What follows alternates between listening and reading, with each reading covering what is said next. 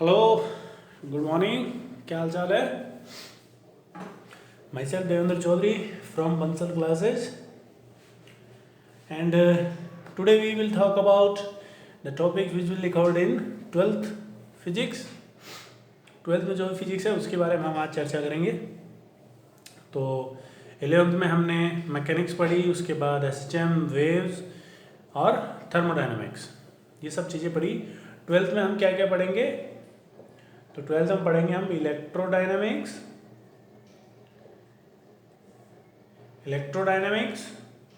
Optics and modern physics. बस ये 3 portion रहेंगे, 3 चैप्टर नहीं है, 3 पोर्शन है। और अगर कंप्राइज करें तो तीन चैप्टर ही हैं और ज़्यादा कुछ नहीं है, क्योंकि मैंने पहले ही कहा था फिजिक्स का लेक्चर जब आप सुनते हैं तो इतना होता है, खुद से समझते हैं तो इतना हो जाता है, एक बार शीट लगाओ इतना हो जाता है, सब कुछ एक पेपर उस पर कंप्लीट कर लिया। फिजिक्स का सिलेबस बस इतना सा रहता है, बाकी ये सब हवा हवा ही है और कुछ नहीं है फिजिक्स में। ठीक है, तो आज हम शुरू करने वाले हैं इलेक्ट्रोडायनेमिक्स। तो पहले बता दूं, जो आपने 11th में टॉपिक्स पढ़े हैं उनका अब बहुत ज़्यादा यूज होने वाला है, like energy conservation, centre of mass, momentum, सब कुछ यहाँ यूज होने वाला है उन सबका। मैकेनिक्स पूरी यूज होगी यहाँ पे। तो हम 12th के टॉपिक इलेक्ट्रो डायनामिक्स इसकी स्टडी करेंगे। अब सब कुछ जो भी बातें होगी इसमें वो इसकी बात है, मीन्स इलेक्ट्रॉन की। इलेक्ट्रॉन पे पहले हम चर्चा कर लेते हैं कि क्या इसकी कैरेक्टरिस्टिक है। तो ये एक चार्ज पार्टिकल होता है और इस पे चार्ज कितना होता है इलेक्ट्रॉन पे चार्ज होता है आपका 1.6 इंटू 10⁻⁻19 कूलम। चार्ज की यूनिट कूलम होती है और इलेक्ट्रॉन पे जो चार्ज होता है वो कैसा होता है, नेगेटिव। तो -1.6 10⁻⁻19 कूलम। और चार्ज का मास भी होता है, mass of electron is 9.1 into 10⁻31 kg, शायद इतना ही होता है। तो ये मास रहता है, ये चार्ज रहता है। तो हमारी जो इलेक्ट्रोडायनेमिक्स स्टडी है वो बेसिकली इलेक्ट्रॉन से रिलेटेड स्टडी है। इलेक्ट्रॉन कम होंगे, इलेक्ट्रॉन ज़्यादा होगा, इलेक्ट्रॉन पे चार्ज है तो कुछ फील्ड होता है, दो चार्ज आपस में रिपेल करते हैं एंड वगैरह वगैरह। ये सारी स्टडी, चार्ज जब मूव करते हैं तो क्या होता है, चार्ज जब एक्सेलरेट करता है तो क्या होता है, सब कुछ चार्ज के बारे में स्टडी है। और चार्ज ऐसी चीज़ है जिसको सिर्फ फील किया जा सकता है, उसकी कोई फिजिकल एग्जिस्टेंस नहीं है।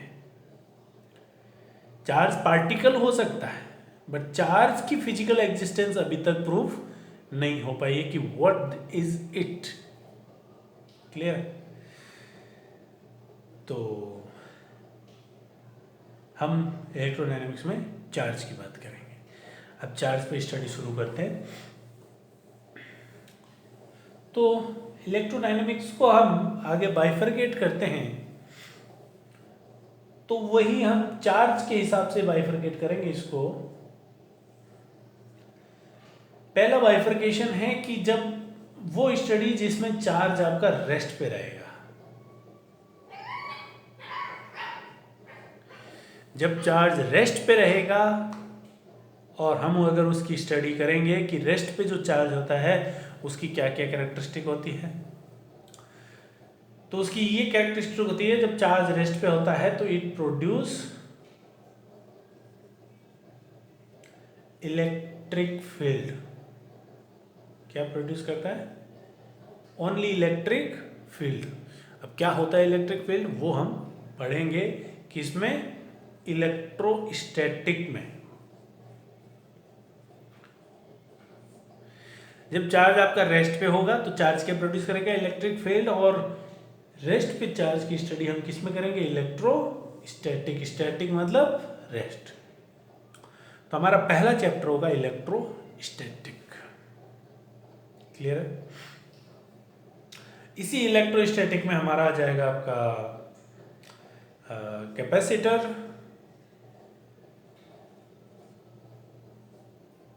और करंट इलेक्ट्रिसिटी भी मेजर पोर्शन इसी का है। करंट में चार्ज रेस्ट पे नहीं रहता, वो अलग बात है, लेकिन वो एक मिली जुली प्रतिक्रिया है इसकी और अगले की। इसके अंदर चार्ज आपका चलेगा, charge move at constant velocity.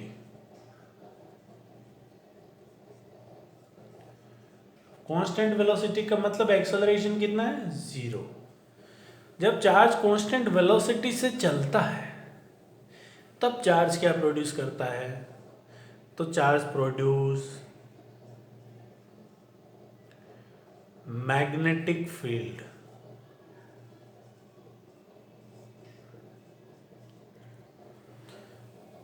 और electric field. Electric field charge हमेशा प्रोड्यूस करेगा, लेकिन अगर वो कांस्टेंट वेलोसिटी से चल रहा है तो क्या प्रोड्यूस करेगा? मैग्नेटिक फील्ड भी प्रोड्यूस करेगा। तो जब कांस्टेंट वेलोसिटी से चलेगा तो उसकी स्टडी हम किस में करेंगे? मैग्नेटिज्म में। मैग्नेटिज्म हो गया, ईएमआई हो गया, अल्टरनेटिंग करंट हो गया, ये सब हम इसमें पढ़ेंगे। और चार्ज जब एक्सेलरेट करे, मतलब उसका एक्सेलरेशन 0 ना हो, मतलब वेलोसिटी चेंज होती रहे, तब चार्ज क्या प्रोड्यूस करता है? तो इलेक्ट्रिक फील्ड भी करता है, मैग्नेटिक फील्ड भी करता है और इलेक्ट्रोमैग्नेटिक वेव प्रोड्यूस करता है। ये सबसे लास्ट में रहेगा 2-3 लेक्चर का, इसको हम बाद में देखेंगे। इलेक्ट्रोमैग्नेटिक वेव करके एक चैप्टर आएगा उसमें। तो मेजर पोर्शन हमारे ये chapter electrostatic, capacitor, current electricity, magnetism, EMI and AC. तो दोस्तों ये बहुत बड़े बड़े चैप्टर हैं। इलेक्ट्रोस्टैटिक 20 लेक्चर का है अगर क्लासरूम में देखा जाए, और अगर इसी बोर्ड पे मैं इसे करवाऊँगा तो कम से कम 12 लेक्चर इसमें, कम से कम 12-15 लेक्चर इसमें लगेंगे। कैपेसिटर ये खुद 14 लेक्चर का है अगर क्लासरूम में देखें, तो इसको भी यहाँ पे देखेंगे तो 6 से 8 लेक्चर लगेंगे। तो हम शुरुआत कर देते हैं इलेक्ट्रोस्टैटिक से। जब हमारी रेगुलर क्लासेस शुरू होगी बंसल ऑफिस वहाँ पे, तो आगे बढ़ते जाएंगे धीरे धीरे। सो डोंट वरी, आज हम अपना पहला चैप्टर शुरू करते हैं electrostatic. So are you ready? Okay, तो ये आपने नोट कर लिया होगा।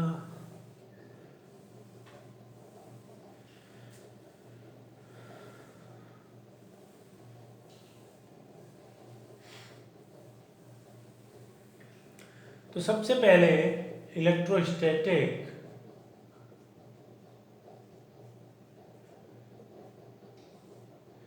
This is the study of rest charges. तो जब चार्ज रेस्ट पे होगा तभी हम इसकी स्टडी करेंगे। चार्ज चल रहा होगा उस टाइम पे नहीं। एक्सेलरेट हो सकता है, मैं मना नहीं कर रहा, लेकिन चलते हुए चार्ज का इफेक्ट को हम स्टडी नहीं करेंगे। चलते हुए चार्ज का इफेक्ट क्या है? मैग्नेटिक फील्ड, उसकी स्टडी नहीं करेंगे। तो रेस्ट पे अगर रहता है तो क्या इफेक्ट होता है उसका? तो रेस्ट पे रहता है तो वो प्रोड्यूस करता है आपका इलेक्ट्रिक फील्ड। तो हम उसकी इलेक्ट्रिक फील्ड वाली चर्चा करेंगे।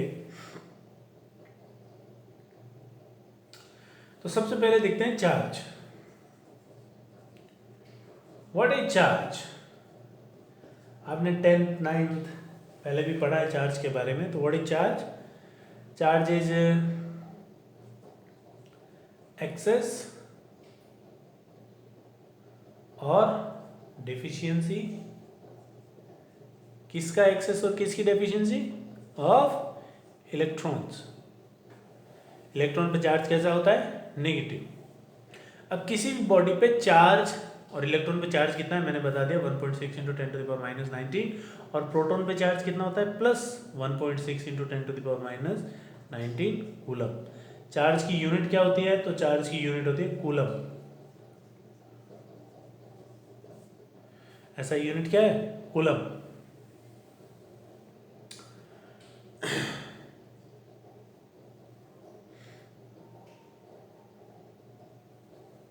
अच्छा अब किसी बॉडी पे चार्ज कैसे आएगा। चार्ज बेसिकली इलेक्ट्रॉन से ही आएगा, ये ध्यान रखना।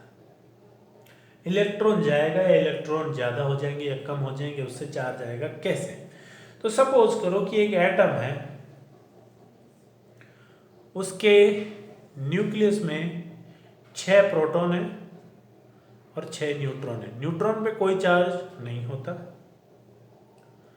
अब इसके बाहर 6 इलेक्ट्रॉन घूम रहे हैं, 2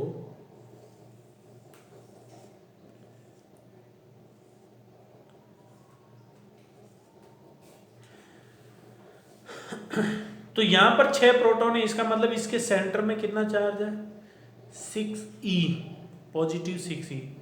और अगर मैं पूरे सिस्टम को देखूं, इस पूरे सिस्टम को, तो 6e अंदर पॉजिटिव चार्ज है और ये सारे इलेक्ट्रॉन मतलब नेगेटिव चार्ज ये बाहर है। तो बाहर नेट चार्ज कितना है -6e। इलेक्ट्रॉन पे -e चार्ज होता है तो 6 इलेक्ट्रॉन पे -6e, तो नेट चार्ज कितना हुआ 0।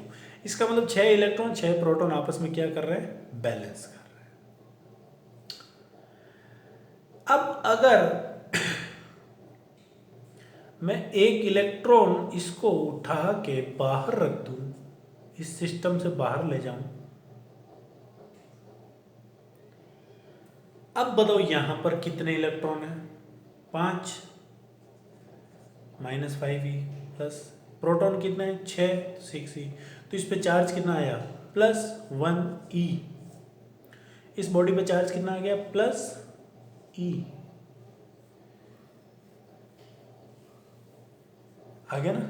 इस एटम पे चार्ज कितना आ गया +e, बाहर कितना चला गया -e, तो ये एटम चार्ज हो गया। एटम चार्ज का मतलब उस पर एक चार्ज आ गया, मतलब उसमें एक प्रोटॉन ज़्यादा है एक्सेस में। कभी प्रोटॉन बाहर नहीं निकलेगा, निकलेगा कौन इलेक्ट्रॉन। ठीक है,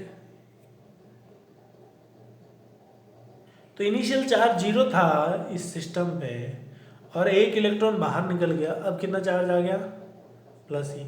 अगर 2 इलेक्ट्रॉन निकल जाए तो फिर 6 प्रोटॉन और 4 इलेक्ट्रॉन 2e, कितना चार्ज आ जाएगा +2e। ऐसे करते करते अगर n इलेक्ट्रॉन बाहर निकल जाएं, कितने इलेक्ट्रॉन n इलेक्ट्रॉन, एक निकला तो e चार्ज आया, 2 निकले 2e चार्ज आ गया, 3 निकलेंगे 3e चार्ज आ जाएगा, n निकलेंगे कितना आ जाएगा ne।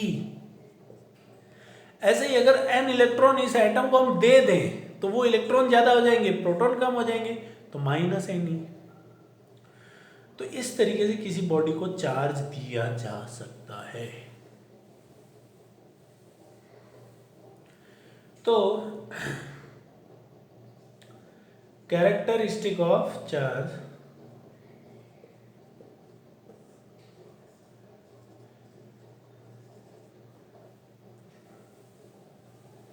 तो पहली कैरेक्टरिस्टिक हमने देख ली, charge is constituted by electrons only and excess और डिफिशियंसी ऑफ इलेक्ट्रॉन। अगर एक्सेस होगा तो नेगेटिव चार्ज आएगा, डिफिशियंसी होगी तो पॉजिटिव चार्ज आएगा।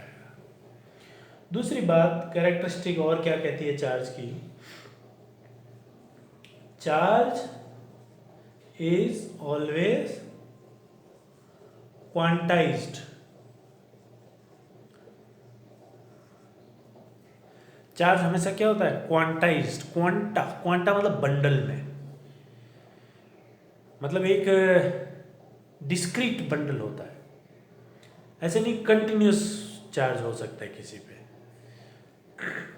कैसे, अभी हमने बात की किसी बॉडी पे चार्ज कितना हो सकता है तो एक इलेक्ट्रॉन जा सकता है तो प्लस ई, एक इलेक्ट्रॉन अंदर दे दो तो प्लस माइनस ई, दो इलेक्ट्रॉन निकल जाए तो टू ई, दो अगर उसके अंदर डाल दें तो माइनस टू ई, तीन इलेक्ट्रॉन निकल जाए तो प्लस थ्री, तीन उसमें से उसमें डाल दें तो माइनस थ्री। तो ऐसे चार्ज आएगा। क्या आप उसमें से आधा इलेक्ट्रॉन निकाल सकते हैं कि minus E by two charge आ जाए? Is this possible? आधा इलेक्ट्रॉन तोड़ना हमारी औकात के बाहर है, नहीं तोड़ सकते, तो ये पॉसिबल नहीं है। क्या उस पर मैं ऐसा चार्ज ला सकता हूँ? ऐसा चार्ज लाने के लिए मुझे 1/3 ऑफ इलेक्ट्रॉन बाहर निकालना पड़ेगा, पॉसिबल नहीं है। हमारे केस में पॉसिबल नहीं है। रिसेंट स्टडी कहती है कि ऐसा भी चार्ज होता है, लेकिन हम नहीं मानते फॉर 12th स्टैंडर्ड। क्लियर है? तो 12th स्टैंडर्ड कहता है कि चार्ज इस तरीके से होगा, इसका मतलब Q equals to plus minus n e. N is quanta और एन कैसा होगा? N belongs to integer. N हमेशा इंटीजर होगा, मतलब इलेक्ट्रॉन आधा पौना नहीं निकलेगा, इंटीजर कंप्लीट 1 2 3 4 ऐसा। तो ये इंपॉर्टेंट चीज है, quantize charge is always quantized. इसका मतलब क्या है कि मान लो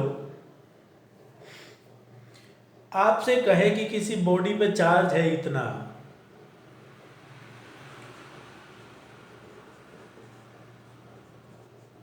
इतना, क्या ये पॉसिबल है?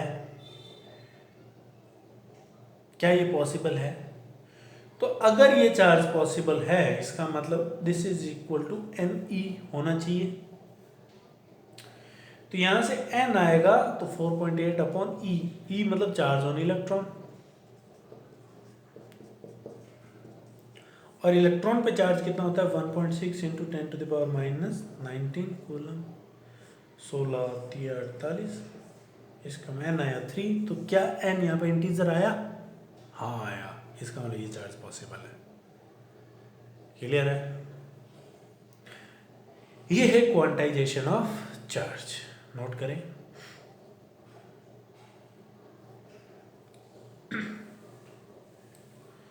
और इंपॉर्टेंट बात चार्ज के बारे में,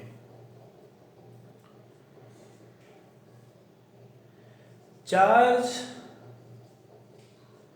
can't exist without mass, but mass can exist without charge. Charge mass के बिना एग्जिस्ट नहीं करेगा। चार्ज का मतलब क्या है कि इलेक्ट्रॉन कम या ज्यादा, और electron is basic quantity of charge, और इसका भी मास होता है। तो चार्ज बिना मास के नहीं रह सकता। ऐसा नहीं कि चार्ज हवा में रह जाए, ना ना ना, चार्ज मास में ही रहेगा। मास के बिना चार्ज एग्जिस्ट नहीं करेगा। लेकिन मास बिना चार्ज के एग्जिस्ट कर सकता है, लाइक न्यूट्रॉन। न्यूट्रॉन पे कोई चार्ज नहीं होता। क्लियर है? ओके, तो 2-3 कैरेक्टरिस्टिक हमने देख ली चार्ज की, इंपॉर्टेंट।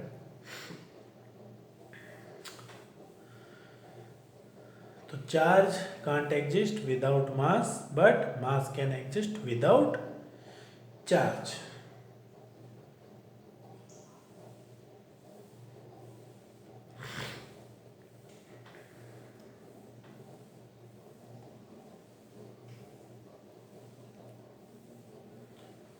और क्या क्या कैरेक्टरिस्टिक होती है चार्ज की?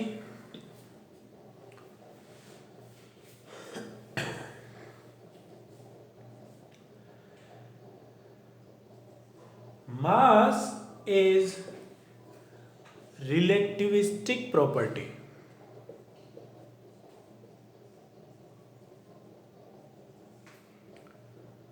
रिलेटिविस्टिक का क्या मतलब है? तो आपने आइंस्टीन थ्योरी अगर थोड़ी बहुत सुनी हो तो ऐसा कुछ होता है, m is equal to m not 1 minus v square by c square. किसी भी पार्टिकल का जो मास होता है वो उसकी स्पीड पे डिपेंड करता है, उसका मास उसकी स्पीड पे डिपेंड करता है। But charge is not a relativistic property. Charge एक रिलेटिविस्टिक प्रॉपर्टी नहीं है। मास रिलेटिविस्टिक प्रॉपर्टी है लेकिन चार्ज रिलेटिविस्टिक प्रॉपर्टी नहीं है। चार्ज आप भले किसी वेलोसिटी से चलें, चार्ज क्यू तो क्यू ही रहेगा, ठीक है।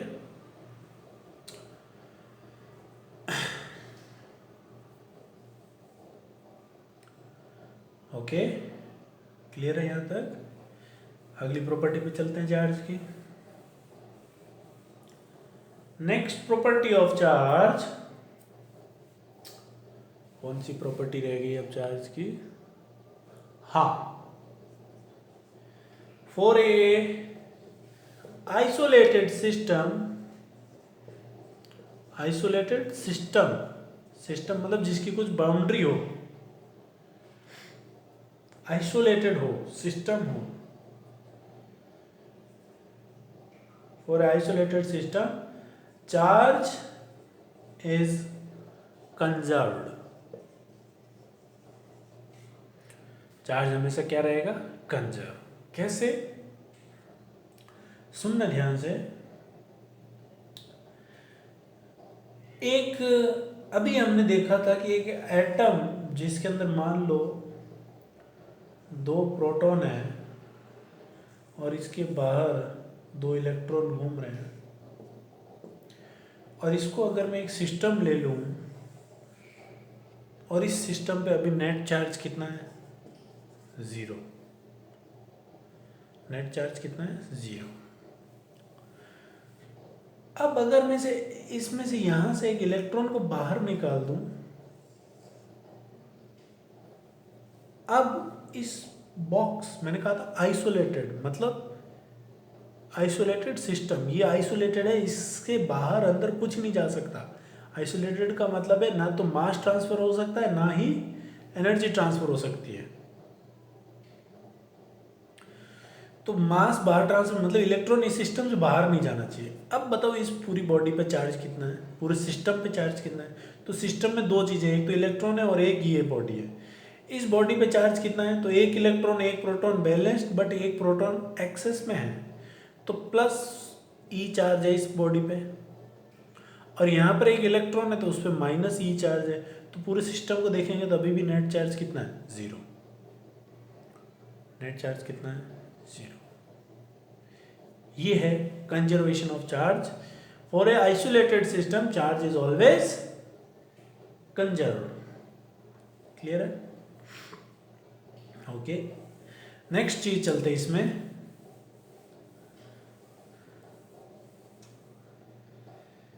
जैसे मान लो एक बॉक्स है, समझ ध्यान से, मेटल का बॉक्स है, इनिशियली कोई चार्ज नहीं है उस पर। अब अगर इसमें से इलेक्ट्रॉन बाहर नहीं जा रहे हैं, अंदर आप ना तो इसको दे रहे हो इलेक्ट्रॉन, ना ही से ले रहे हो, इसका मतलब ये आइसोलेटेड है। इसका मतलब ये क्या है? आइसोलेटेड है। अब मान लो कि कारणवश कोई भी कारण हो गया कि यहां से कुछ इलेक्ट्रॉन इधर आ गए,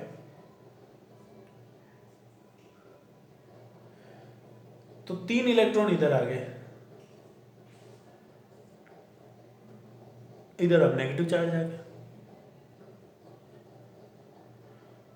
तो इधर जहां से इलेक्ट्रॉन निकले वहां पर कैसा चार्ज आएगा? पॉजिटिव, क्योंकि वहां पर एक प्रोटॉन अब ज्यादा हो रहा है। 3 इलेक्ट्रॉन निकले थे तो 3 पॉजिटिव चार्ज आ जाएंगे। अब भी इस सिस्टम पे नेट चार्ज कितना है? 0। -3 + 3। अब अगर आप इसको बीच में से काट देते हैं तो 2 बॉडी बन जाएगी, एक पे -3 चार्ज की और एक पे +3 चार्ज की। लेकिन पूरे सिस्टम पर अभी भी नेट चार्ज कितना होगा? 0। क्लियर है? तो ये है चार्ज की प्रॉपर्टी। आज हमने चार्ज की प्रॉपर्टी देखी। अब आगे चलते हैं हम चार्जिंग मेथड। उससे पहले एक प्रॉपर्टी और रहेगी चार्ज की,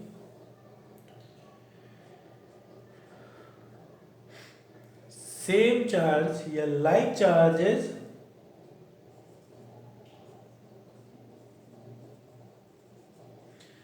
repel each other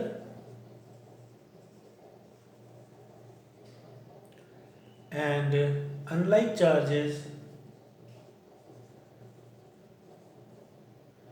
attracts each other। मतलब पॉजिटिव पॉजिटिव चार्ज क्या करेंगे? रिपेल करेंगे। नेगेटिव नेगेटिव चार्ज, दोनों सेम चार्ज है, ये भी रिपेल करेंगे। लेकिन अपोजिट चार्ज पॉजिटिव नेगेटिव ये क्या करेंगे? अट्रैक्ट करेंगे। ये लॉ है, दिस इज कूलम के लॉ से निकाली गई चीजें ये। क्लियर है? इसका कोई प्रूफ नहीं है, लॉ का कोई प्रूफ नहीं होता है, ये ध्यान रखें। लॉ लॉ होता है, उसको प्रूफ की जरूरत नहीं है। चार्ज होता है, बस होता है, इसको प्रूफ नहीं कर पा रहे अभी तक। तो कोई ऐसी थ्योरी हमने डेवलप नहीं की है। जैसे दो मासेस के बीच में फोर्स लगता है, दोनों अट्रैक्ट करते हैं, तो करते हैं। क्यों करते हैं तो उसके बारे में अभी बहुत सी रिसर्च चल रही है, लोग थ्योरी देने की कोशिश कर रहे हैं। खैर करते रहें, हमें क्या है। तो unlike charge attract and like charge repel each other. अब हम चार्जिंग मेथड पे आ जाएं, थोड़ी सी बात कर लें। चार्जिंग मेथड, तो मैं यहाँ पर सिर्फ नाम लिखूंगा, आप भी सिर्फ नाम ही लिखेंगे और उसको समझ लेंगे। तो पहला है बाय फ्रिक्शन। फ्रिक्शन से कैसे चार्ज डेवलप किया जाता है? तो किसी भी बॉडी को अगर आप रब करोगे तो हो सकता है उस बॉडी के इलेक्ट्रॉन आप में आ जाएं और उस पर पॉजिटिव चार्ज आ जाए, आप पर नेगेटिव चार्ज आ जाए। ऐसा होता है ना? अगर आपको यकीन नहीं होता कि ऐसा होता है तो क्या कर सकते हैं, आपने कभी फील किया है कि आप अगर लॉन्ग ड्राइव करके कार से आ रहे हैं तो कार से निकलते वक्त उसकी बॉडी से जब आपका हाथ टच होता है तो एक हल्का सा झटका महसूस कभी किसी ने किया हो? वो झटका क्यों लगता है? क्योंकि बहुत लंबे टाइम तक आप जब कार को चलाते हैं तो एयर के फ्रिक्शन के कारण उसमें से इलेक्ट्रॉन निकल जाते हैं और उसमें पॉजिटिव चार्ज आ जाता है और उस वजह से आपको एक हल्का सा झटका फील होता है। ठीक है, तो दिस इज बाय फ्रिक्शन। या फिर आपने वो भी किया होगा कि एक गुब्बारे को अगर आप सिर पे रगड़ के फिर दीवार के पास रखें तो वो उससे चिपक जाता है। तो और या फिर वो कागज़ वाला स्केल कागज़ चिपकना, तो these are all due to friction. दूसरा मेथड है थर्मल इजेक्शन। थर्मल इजेक्शन मतलब किसी भी बॉडी को अगर हम हीट करेंगे तो इलेक्ट्रॉन की काइनेटिक एनर्जी बढ़ेगी और इलेक्ट्रॉन यहाँ से बाहर निकल जाएगा। जब इलेक्ट्रॉन बाहर निकलेगा तो इसमें पॉजिटिव चार्ज आ जाएगा। इसको कहते हैं थर्मल इजेक्शन। इस पर मुझे एक किस्सा याद आ गया। एक हमारे साथ एक बहुत ही फनी स्टूडेंट था 12th की लैब में, तो उससे पूछा गया वाइवा में कि व्हाट इज़ थर्मल इजेक्शन और थर्मल चार्जिंग। तो उसने कहा कि सर जब हम किसी भी मेटल को हीट करते हैं तो उसमें से इलेक्ट्रॉन निकल जाते हैं, बाहर आ जाते हैं। तो उसने कहा इसका मतलब है कि अगर मैं तवे पे रोटी बना रहा हूँ, वाइवा वाले ने पूछा तवे पे रोटी बना रहा हूँ तो उसमें से इलेक्ट्रॉन निकलेंगे और वो मेरी रोटी में आ जाएंगे। उसने कहा हाँ सर, तभी तो हम रोटी झटक के खाते हैं। तभी तो हम रोटी को झटक के खाते हैं ताकि इलेक्ट्रॉन वापस निकल जाए। सो jokes apart, this is electrons. And अगला इसका तरीका है वो है आपका photo electric effect. Photo electric effect में किसी मेटल की प्लेट पर अगर एक लाइट पड़ती है फिक्स फ्रीक्वेंसी की, तो उसमें से इलेक्ट्रॉन जो है वो उस लाइट की एनर्जी को लेके बाहर चले जाते हैं और उस बॉडी पे पॉजिटिव चार्ज आ जाएगा। That's it, that is photo electric effect. Modern physics में पढ़ेंगे कैसे काम करता है ये। Induction, this is very important. Induction, induction से भी चार्ज प्रोड्यूस किया जा सकता है। कैसे?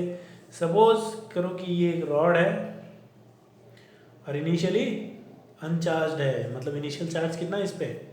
0। अब आपने क्या किया कि इस रॉड के पास में एक पॉजिटिव चार्ज लाए।